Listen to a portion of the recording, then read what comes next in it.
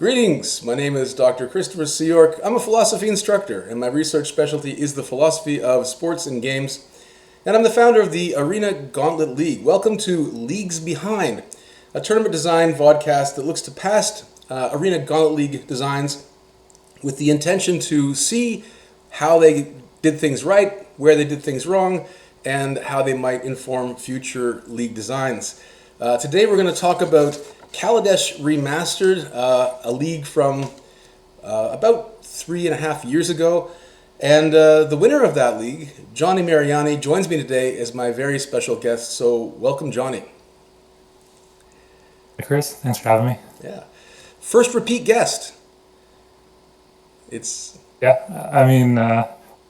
I think I'll be back a couple times, pretty heavily involved in a lot of these league designs. Yes. So I have a lot to say on them. So And Kaladesh in particular is going to be quite interesting, I think. So let's start with the facts about the league.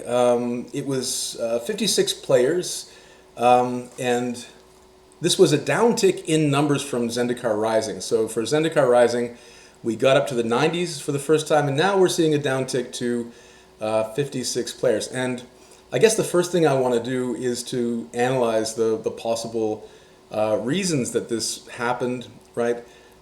Some of it has to do perhaps with league design, perhaps with tournament design, but there might be some other factors in there. So I'm going to give you some theories, and I'm going to see which one of them sticks with you.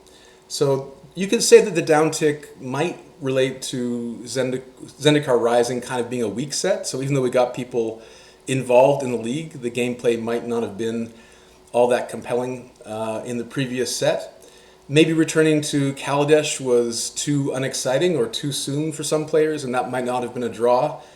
But I think we're going to talk mostly about the major factor, right, which is the fact that this league represents the beginning of the so-called monetized era, right, where we have a partner store for the first time, not just a sponsor. So the previous 4 leagues, they were all free, and now we start charging $5 in order to, well, help our partner store stay alive during COVID and also give people something to play for, in the absence or the beginning of the withdrawal of sponsors from the tournament series. So, Johnny, what do you attribute the sort of like soft attendance for Kaladesh Remastered to? So I think there's definitely part of it is that Kaladesh Remastered was, an arena set. Remastering Kaladesh had come out a couple years ago, and what that means is it doesn't have the same hype and promotion by Wizards as premier set like Zendikar or the next set Kaldheim had, where if you follow Magic, that stuff's in your face. You're hearing tons about it. There's spoilers, and you're excited for it. Where Kaladesh Remastered was kind of just for like draft heads to kind of revisit, and so there's not nearly as much hype for it. So that's part of the reason. And we've seen it in other leagues too. When our leagues are based on premier sets, they're always more popular than or sort of side leagues or smaller sort of leagues. But I think the entry fee that we introduced here is the biggest reason. We saw a drop in attendance. Just like for a new player who's never heard of it, it's a lot easier to click sign up if you don't have to take out your wallet. And free is a very special concept and carries a lot of weight psychologically. And when you're not free, it's just totally different. Yeah, I guess even though the previous leagues were free, we were still playing for something. And I think that at this point, right, I'm getting the indication from definitely face-to-face that this might be the last or close to the last time that they're going to give us free store credit to promote our tournament series. And so it becomes, important for me to begin to think about, well, who are we going to pair with? What's that going to look like? Can we keep the series alive if there's nothing to play for in the tank? And so... because this is a tournament design vodcast, I think we have to talk, like we have talked in the past, about how to keep a tournament series alive. And that has to do with negotiating and politicking and partnering, right? And so, first of all, I want to thank again Face to Face Games for continuing to support our series. By this time, I think it's $600 in store credit they've put into our series, waiting for COVID to end. COVID's not ending. Three Kings Loot this time becomes our partner store, so they're collecting the $5 entry fee, and in exchange they have a very interesting way of paying that back out. So all players get $3 store credit each. So that's like immediately you're getting three of your $5 back in store credit, and the top 16 players. And remember, tournaments are smaller these days, so the top 16 players get to split $3.25 multiplied by the total numbers of players in store credit. So that's a unique formula. I'm not exactly sure. Memory doesn't serve me well on how we arrived at this number, but Well, so I think basically, sorry, yeah, go it's on. 20% over the entry fee, right? For each player who puts Make, in $5, there's 625 in prizes. So that's like 20%. The splitting it between everyone is a little funny, but it's okay. Half goes to everyone, half goes to the top finishers. yeah, That kind of makes sense. And this is even something where we're talking about free. It's like this is almost better than free. This is you're getting more back than you put in, right? yeah, That's like you never see that anywhere, right? That's like what's the catch? yeah, So it's actually, as far as Magic tournaments go, that's a great deal. Compared to like something like a Grand Prix where 1/3 of the entry fees gets paid out as cash prizes at the end, for example. yeah. There's positive EV all over the place here, right? So that like face to face juices the tournament. Three Kings Loot is basically paying back more than we pay in. And then we have Crossover Comics, which is a deal that you broke. And basically, what they did was they gave us a coupon. They said, the top 40 players, which, in a 56 player tournament, almost everybody gets a $5 store credit voucher for Canadian players only. And given that we still call ourselves the Arena Sealed League World Series at this point, I guess that's a bit of a limitation on who's eligible. But still a very generous coupon, basically. And then on top of that, a random player gets a Commander Collection Green. One of the weirdest promos ever, but still awesome. Like, so League has nothing to do with Commander, but this is a very, let's say, desirable prize. Probably, like, I think Maxime got this, and he said that he That's like the biggest prize we've ever given. yeah, and it's given out randomly. That's worth more than our biggest first place prize we've ever done.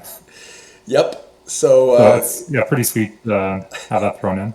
I think Maxime got that, and he said that he got more than basically everybody else in the tournament combined in terms of like the payout. So I think that's pretty funny and interesting. And I guess I want you to speak a little bit, if you want to, about how you brought Crossover Comics into the fold, because this was your get, right? Yeah. So what happened was while we're doing the in-person in store tournaments at Asafas, one of our regulars in those days, Simon C. He's really into Pauper, and then he ended up creating a Pauper league at Crossover. Some of the Pauper players there, which the store supported quite well. And I don't play constructed, but I thought, okay, this sounds cool. Kind of been curious about Pauper. I joined that league, and partly because I liked our league, let me try someone else's take on it. Right. And through that, I got to know Crossover and got to know the people who run the store. And it so kind of made sense to me in this point of our online league of who else could we reach out to with sponsorship? And okay, let me hit up Crossover. To know them. I did some stuff with them in the summer, a few months before this, for I guess there were pre-releases. Pre-releases were canceled because of COVID, Right. but all the stores had pre-release kits still. So I figured out something with Crossover where like I'm gonna organize a pre-release in the park, and just sell me 20 kits, and then they really appreciated that. But I had worked with them a little bit, so just in this case, reach out to them and yeah, I guess this is what they offered us. Great little bonus. They asked for nothing in return, and yeah, Yeah, thanks to that's Crossover it. Comics. Just That was a great thing that you brokered, Johnny. And if you can, this was one of those tournaments that I wish that I was still in Montreal when I heard about it. Like pre-release in the park, I was magic starved in those days out in the woods of Chisasibi, and I was like, "Wow, what a unique and great event!" Can you tell us a little bit about pre-release in the park because that is a special story, I think. yeah, that's just me. Like everything I organize is just me wanting to play Magic, and like no one else is organizing it, so I'll take care of it. But yeah, it's just during COVID lockdowns when all the stores are closed or they're not allowed to have in-store events. Me reaching out to every limited player I know, saying, "All right, who wants to do this? Here's we'll do it pre-release weekend." I scouted out a little bit to find a park in the area that had tables, had shade, had a bathroom, and all had food nearby. And yeah, got a bunch of people in.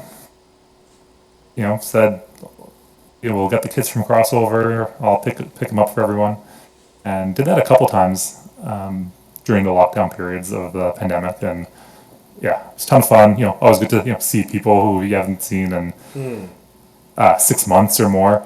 Uh, and people who you're used to seeing 2 or 3 times a week at the store. So yeah, those are good times. Yeah. You know, it reminds me a little bit of the Modern Horizons 1 league that we had going on, and the promo for that was Find Your Horizon. So you could win a pack of Modern Horizons 1 if you took the best picture of yourself outside of the store playing. And I think the guys who won had a picture of themselves by the canal or by the river, basically playing on a picnic table.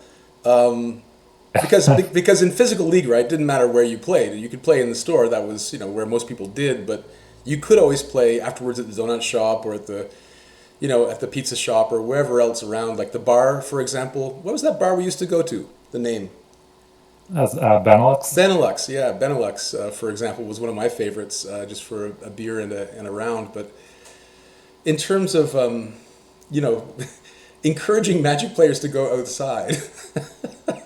I think that your tournament probably takes the cake in terms of getting our players outside and in the world. So yeah, great job on that. And I think it just kind of came to mind, this sort of like a Find Your Horizon promotion when I was thinking about that. And And actually, one other note on the pre-releases in the park is that then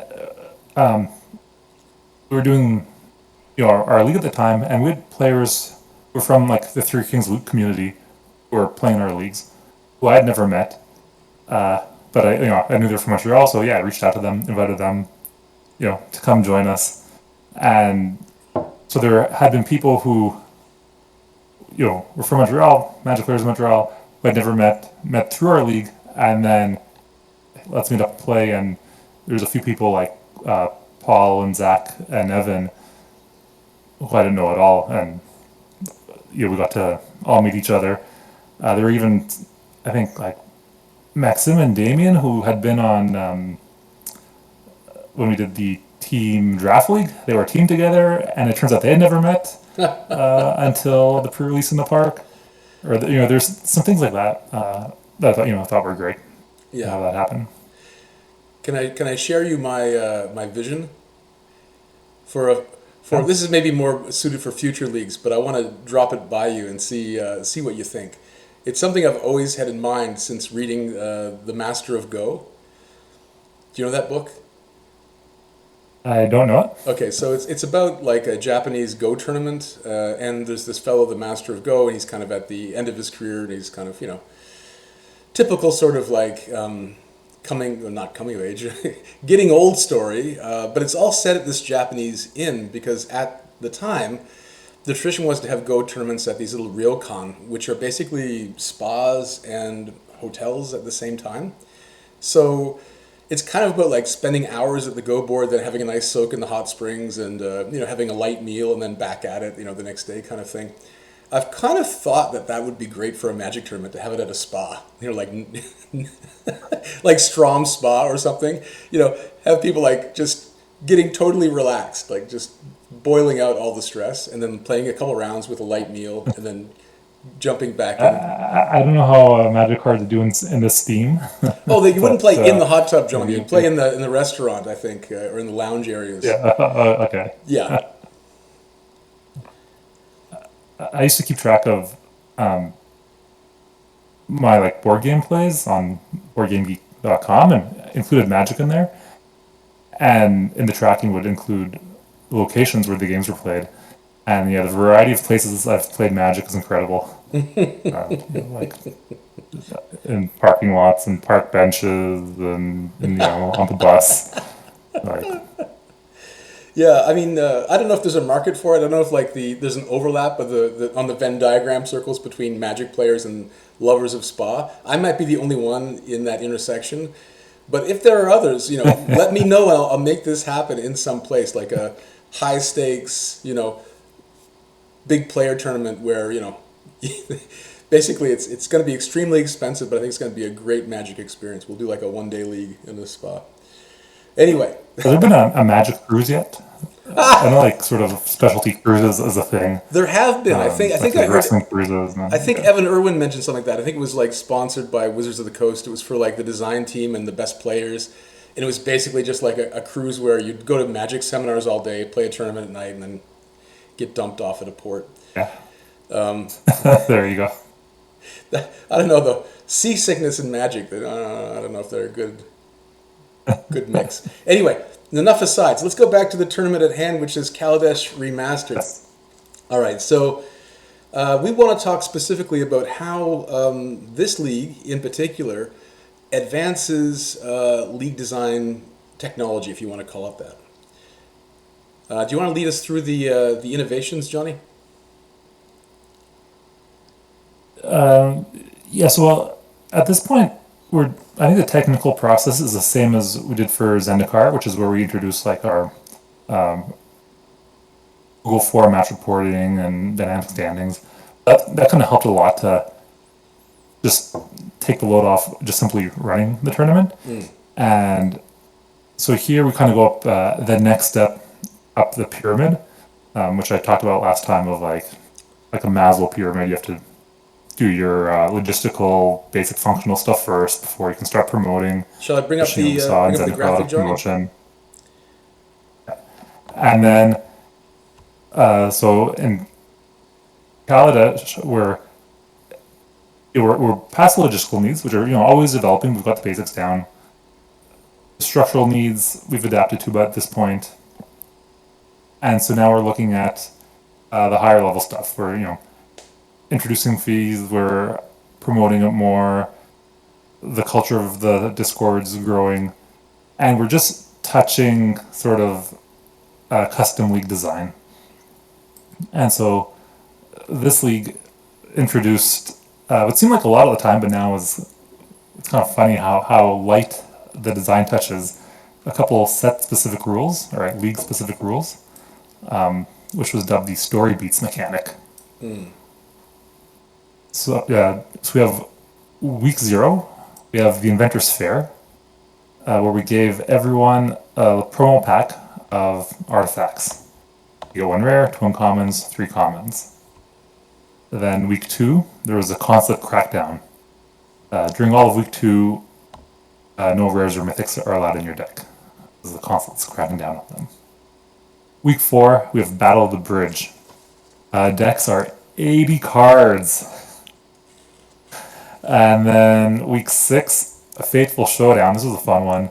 All matches are best of 5. And yeah, I think all this was your idea, and I think you pretty much suggested it, and like there's almost like no work to do. I think it kind of came out perfect, Oh, wow. if I recall. Thanks, Johnny. Yeah, I mean, this was something that I was already trying to make work in the store, right? Which was the sort of plane chase, the kernel of the plane chase idea. If you remember back to like one of our Shadows over Innistrad League, I tried to say that we should have a plane chase mechanic, and people hated the idea. And they're like, okay, well, it's optional then. So I just created a bunch of planes. If you want to like use this in your matches, you can, but you don't need to. I think this is the first time when we kind of enforced that mechanic. And even then, I think what I'd suggested perhaps in the initial pitch was a weekly story beat. But I think that was shot down because it was going to be too much work or people weren't enthused about having to change their deck quite so much.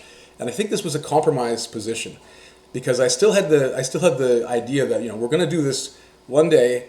We're going to have weekly changes. It's going to be great. But this was the sort of way to sort of put the wedge in, get the idea going, and with enough popular support. So obviously, right, the Inventors Fair is basically like a promo pack mechanic, right? You start your sealed league off with a little bit of a bump, which nobody normally objects to as a mechanic, it seems. Everyone's happy to start with a few cards extra, kind of like that extra card in your pre-release pack. You're happy to have it. If it works for you, it's great. If not, you haven't lost anything. So that's a low stakes mechanic. The crackdown, right? Obviously, oh, sorry. Sorry. Yeah. One thing about Inventors Fair, I think at this point, we're also kind of getting to the point where the arena card pool is growing. This was a few months after the first Jumpstart set was released, which Right. introduced hundreds of cards and like a lot of staples into the arena card pool. And with earlier leagues, we couldn't really do anything like this because there's like only 5 sets available at first, and so there's like not interesting stuff to give away. Where at this point now, there's enough sets and enough other cards in the pool that we can make these interesting promo packs. That's our kind of first step there, and especially artifacts that are in every set. Everyone can slot them in Kaladesh. It makes a lot of sense. And part of what we've done, and we'll see it in other leagues, is we have to grow as Arena grows. Because there's other things that we've done since then that wouldn't be possible at Kaladesh just because those cards don't exist for us. That's fair. That's fair. And so it's a way to use those cards, right? Because one of my biggest disappointments, and maybe it's a disappointment I'll never get a chance to remedy, is the fact I've never been able to successfully propose a Jumpstart League. One day, some 3-week league. We'll find the right rule set. We'll make Jumpstart League work. That's a design goal that I have sort of cooking on the back burner, way on the back burner. But it's still something I hope that we're able to do in the right way at the right time for the right reasons, etc. Moving on to the Consulate Crackdown, obviously that's just Pauper. It's a different way to play with the card set that you're given, your starting pool. Maybe it's a bit too early. Like week 2 is still a bit early to go Pauper, I think. Maybe that's something better for a later week of play, generally speaking. But I think it doesn't make a big difference at that point, right? So like if you have 2 or 3 rares in your deck, you're not allowed to use them. You can still play Magic. You can still have fun. So I feel like that's no big deal. No big deal, exactly.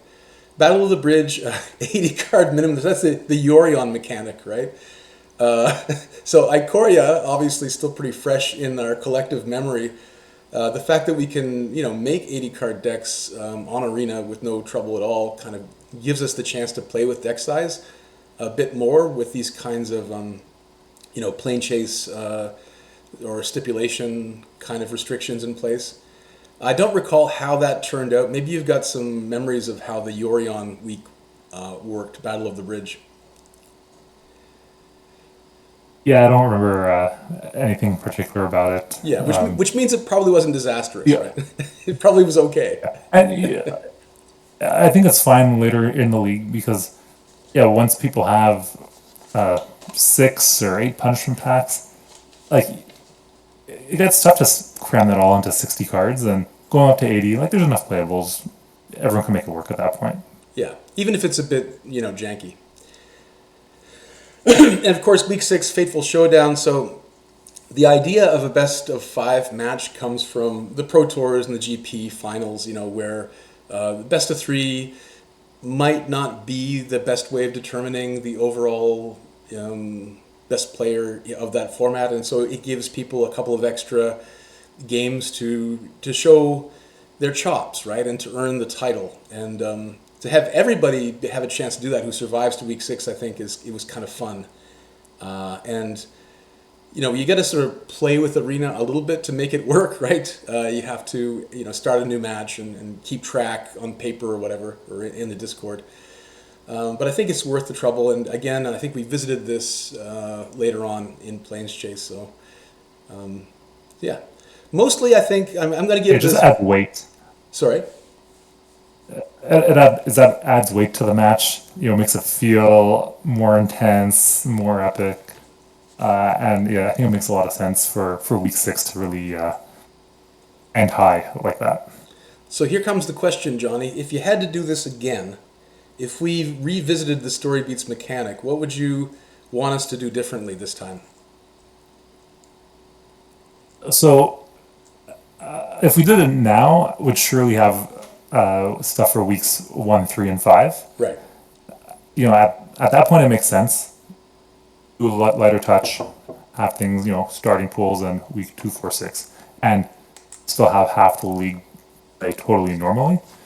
But yeah, for sure, like this is obviously this kind of comes up again in this design comes up in Plane Chase, where the beats are random. But then in Lord of the Rings, where we had it mapped out week to week, and also to a lesser degree in Thunder Junction with the duels. So, like, there's not much to change because this is good. It's worked. I've liked it when we've done it. So it's really just do it the same but with more, with 3 more beats. Yeah, I think that like this is a pretty deep vein of tournament design, and I think it's one that again we can do differently depending on the demands of the set, and depending on how recently we've visited it. And I think like I still have the Plane Chase spreadsheet of weekly stips, right? And there's stuff there that looking back on the file, I might delete or revise, and I'm sure that there are other things that we can still do with the mechanic that we have not yet done. So I'm kind of looking forward to a Plane Chase 2, and I'm not sure when we'll have time on the calendar, given how rapidly Wizards is dropping sets on us. I'm not sure when we'll have the chance to go back to the Plane Chase idea, but I do think one day we'll do that tournament. The response to it's been pretty positive. So it's just a matter of like waiting until the right moment in the calendar of releases for that to happen. And I think we're going to have possibly an even better experience with it the second time around. Yeah, I think so. All Yeah, right. it's definitely Plane Chase 2 is high on the to-do list. That's it. Okay, so I guess. And Oh, sorry. Go on. go ahead. No, you go ahead. I'm going to change subjects completely. So if you have something to add, now's the time. What are you going to say? It's good. Okay. I guess we should talk a little bit about the mega draft of this format. So here we have a 5-pack mega draft of the player's choice. So I'll read you the next to last page of the rules. In the league finals, the top 8 players will retire their main tournament league decks and play a 3-round mega draft. 5 historic legal sets chosen by the 5 players with the best records pre-finals to be drafted on what now is called Draft Mancer, I believe. So this, I think, is something that, if I had a chance to go back now and re-argue or reopen the Modern Horizons 3 debate, I would have thought this would be something interesting, right? So to have a mega draft that's decided by the players with the best records. I always think this is a good thing to let players have some agency in the mega draft choice of packs. It kind of lets them show their personalities, and they get to feel like they're shaping a draft environment. I think this was I didn't play in the finals. You did, so maybe you can speak more to this point, and any experiences that you in particular have from this tournament as the winner. You can tell me what it was like to sort of be one of the ones to pick a pack for the mega draft, and what it's like to play in that kind of event. Yeah, so for this rule of the player's pick, I think part of this is because Kaladesh was outside of standard.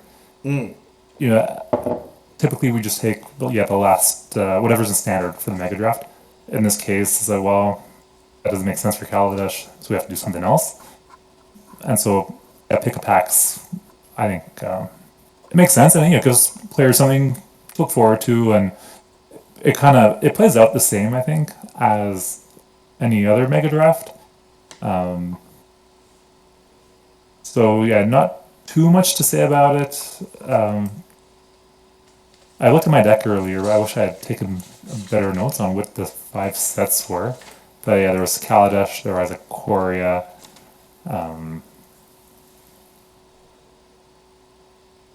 and I don't remember what else. That's okay. I mean, I think what's more But important are your, yeah, your memories of being the person who won the tournament. So if you have any like comments on your main league experience or on your Mega Draft experience, I guess would like to hear those. yeah. So yeah, mainly. So this league was interesting because again, for what punishment packs should be available, end up just saying okay, everything in historic, because again, there's not a standard to use, or Kaladesh isn't part of standards, right? Couldn't Yeah. use that definition.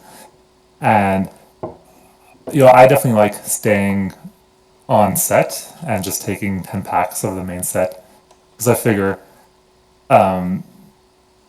no matter what, I'll get a functional deck eventually. I'll get enough commons to play into the theme and get the synergy, even if I don't have powerful cards. Or if you go offset, you're just kind of gambling on opening individually powerful cards because you're not going to get a synergy deck. And so, yeah, my starting pool had a couple self assemblers, 2 of them, and that's a pretty solid game plan. I got a third one early on, and so I just figured I'm gonna stay on college, try to get more self assemblers. I ended up getting 2 more in like very late in the league, like maybe only the last week.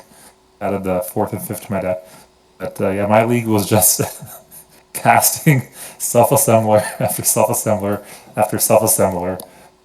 Especially in week 6, one of those best of 5 matches. I had 5 in my deck. Many self assemblers were cast. Well, this brings us to But this brings us to something. Then we should talk about while we're on the subject. So on the subject of self assembler, I don't know if you listened to the podcast where I was interviewing Evan, but he was proud of his role in introducing the 4 of rule to League. Right, so. The concept for me for League has always been some mixture of constructed and limited, right? And so one of the constructed rules that I originally ported over to the format was the 4 of rule because I wanted to encourage offset pack ads to make things a bit spicier. And so here it's coming back to bite me square in the ass. I remember being crushed by a train of self-assemblers and.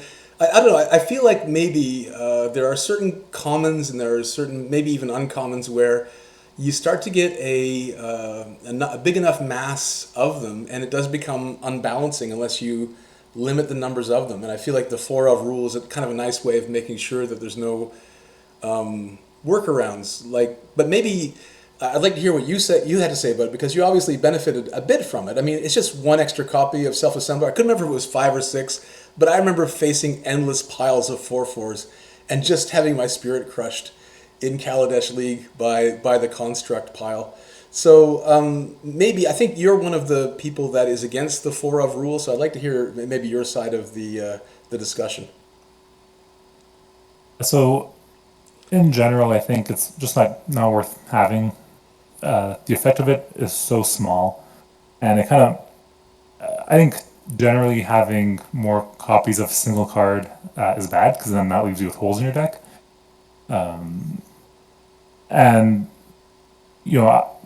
think it's better to open a variety of cards so you have choices when you deck build. And so by making that limit, you're just saying, well, the person who got unlucky and got 5 or 6 of a card is kind of punished further. Right. And but also it comes up so rarely because each common only shows up 1 every 10 packs on average, and we're opening 16 packs. So you kind of expect out 1.6 copies of each card, and of course there's variants. But hitting 5 and hitting 6 is so uncommon that it's not worth having that restriction. Yeah. And also we are. It's still limited, even though it veers towards constricted territory, it's still fundamentally limited. And what you open in your packs is what you should be able to play. And then, in particular for self-assemblers, is I actually found once I got to like the fifth one, it almost like it wasn't all upside because then I ended up in situations where I draw two of them, and it's just like a dead draw. There's too many of them in the deck. There's an optimal number, and it might be less than five. And I only got the fifth one late in the league. Most of the league was played with three of them. Yeah. It just seems like there's a lot of them. Yeah. Because every game you hit all three of them. Yeah. So it actually feels like you're playing with 9 copies. Maybe that's what it is. Because of how much they come up. Yeah, I guess the latest beneficiary of this rule was Zeke with his all cows deck in Outlaws of Thunder Junction League.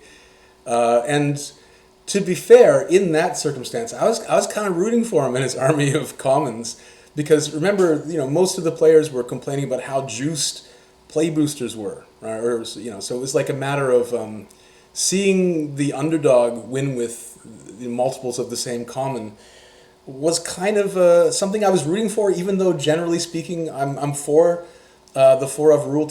Again, it doesn't come up very often. You're right in terms of simplicity and keeping a rule set tight and lean.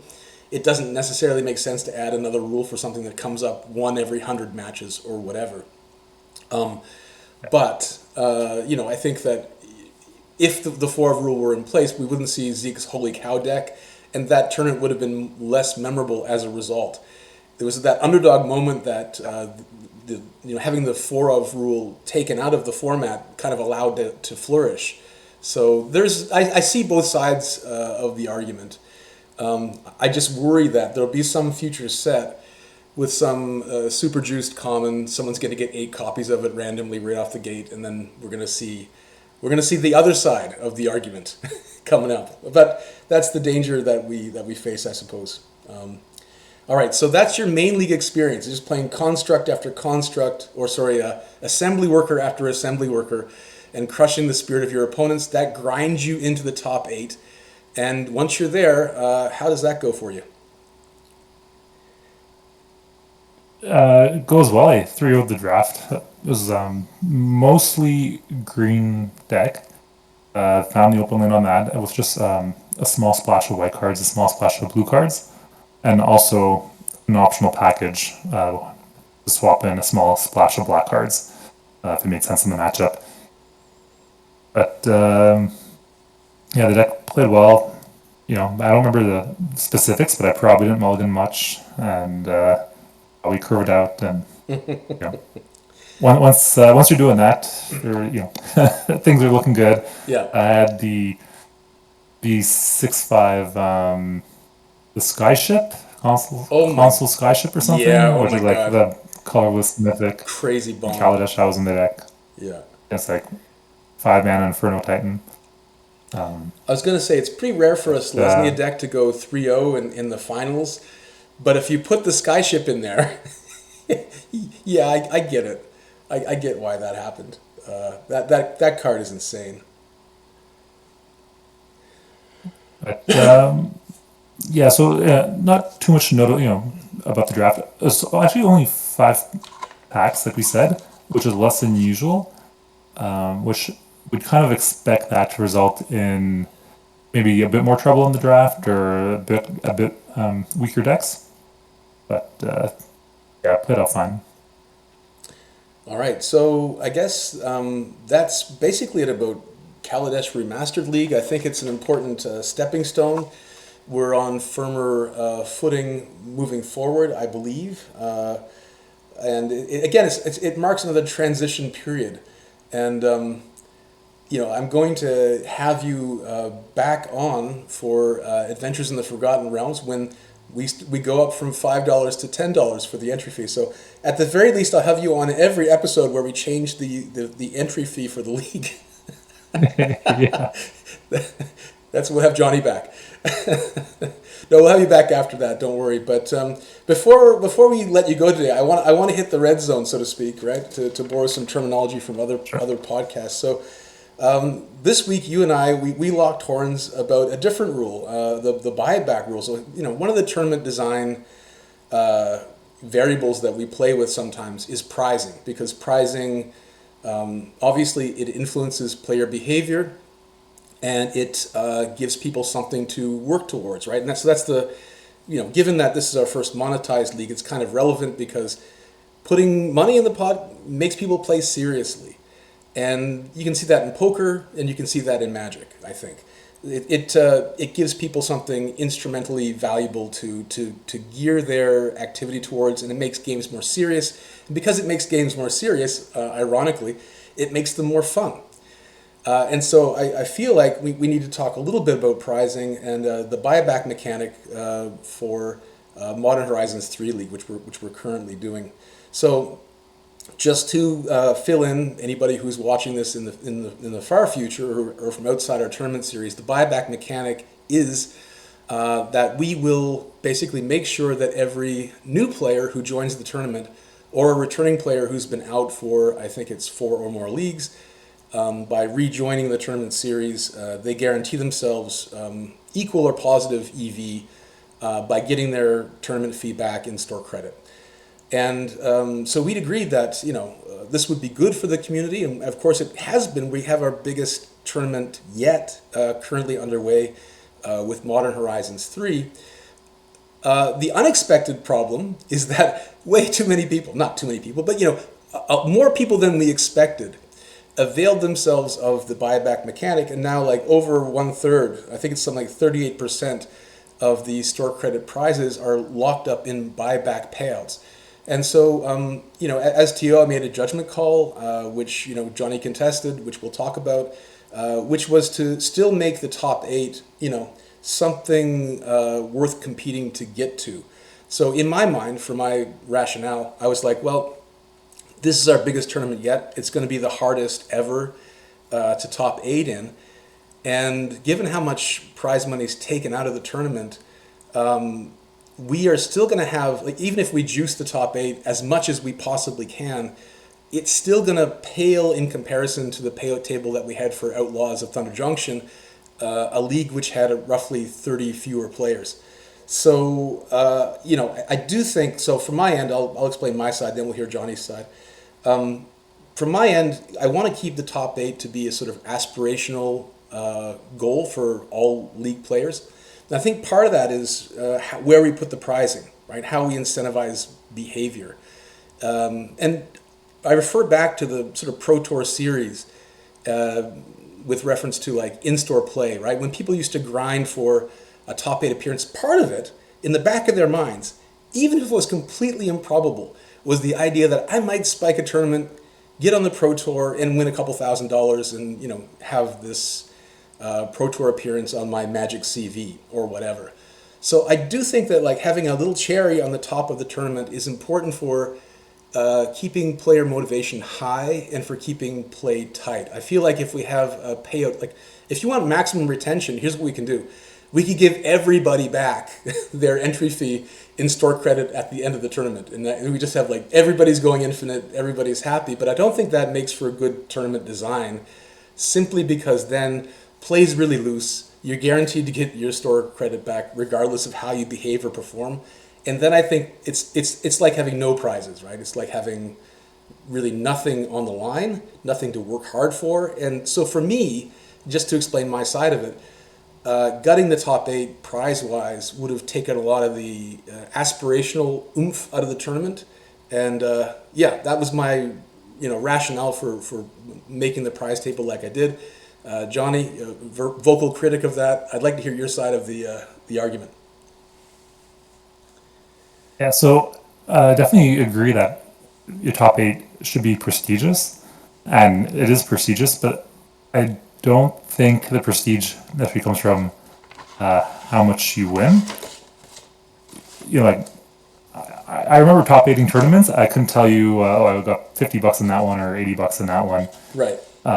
Because it's more just a matter of fact of top 8ing it, and within the league community, we count people's top 8s and we recognize them. I guess informally we track people's winnings, but it's not that big of a deal. And so, like, if I top eight a tournament, I'm not twice as happy that I got $40 instead of $20 as the prize. I'm just happy that I top eighted. And the top eighting is a step towards winning the tournament. And when I've won tournaments, I'm not happier if I won, $80 or $60. It's just a matter of fact of winning, of saying, the important part is how many other people were in the tournament. Right. Yeah, I care that I won the tournament that had 120 people. That's really cool. And I care about that more than the tournament where I won that had 60 people in it. And who knows what the monetary winnings were. Right. And I think I see and what you're saying. It's good enough that you place high in a tournament with a lot of opponents in the mix. But isn't it better if there's a really cool prize which accompanies that really cool achievement? yes, it's better, but it's not necessary. And in this case, it's the trade-off of what's being lost, which okay, I'm going to return to in a second. There's another point here.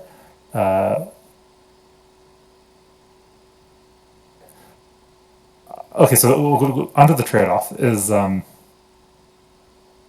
trade-off is the money has to come from somewhere, Right. and every dollar paid to top eight is a dollar that's not paid somewhere else. And I, I like our sort of established baseline of top 50% pays out and pays back the entry fee. And Me too. I think that's really important to give people who are kind of having a middling tournament give them a goal. And you know, our tournaments are really long.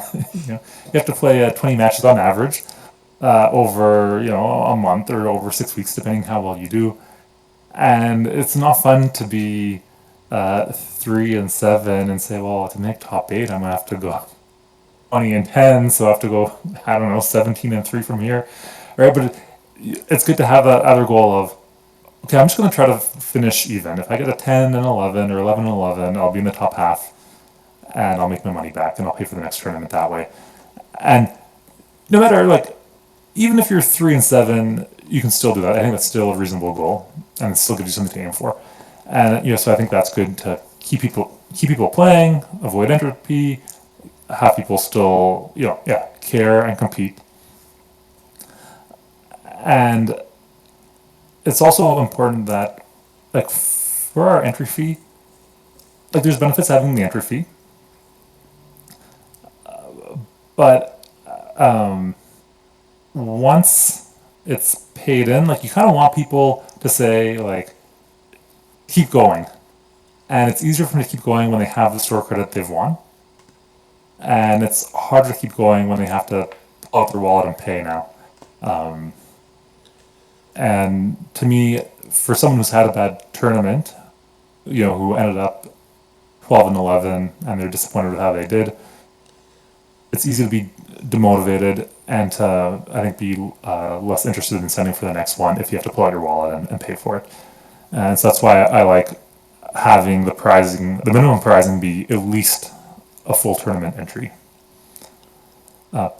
And sorry, my other point that I was missing before is, I've done pretty well in these events. I'm near the top of the list of most winnings.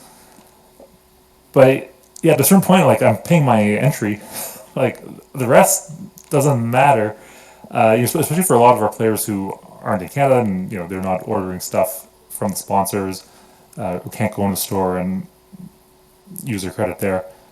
And even me, I'm in Montreal where Three Kings Loot is, and they haven't been sponsoring us now. But I'm not winning credit there. I'm still working through the credit I have won there. And a couple of Modern Horizon pre-releases later, and I'm still, I'm trying to use it all up, and it's taken a while.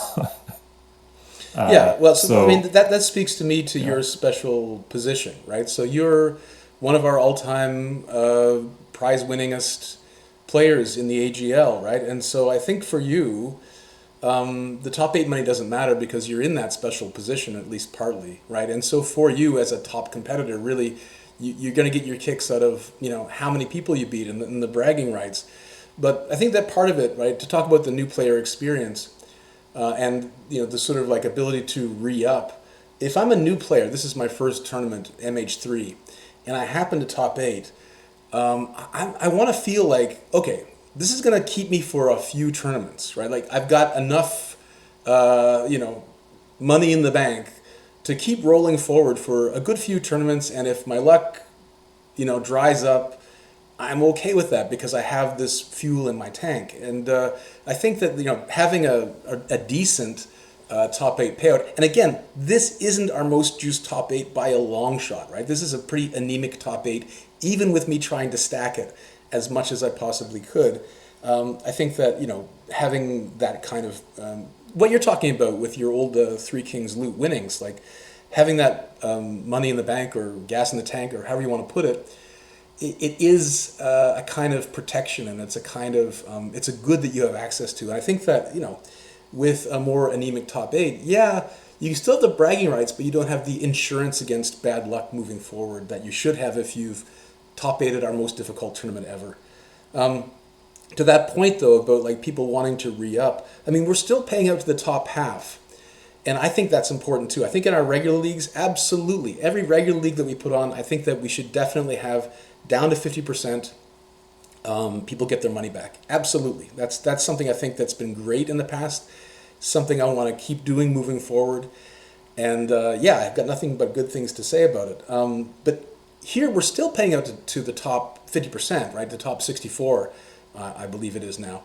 And we're just giving them partial credit if they're on the lower tiers.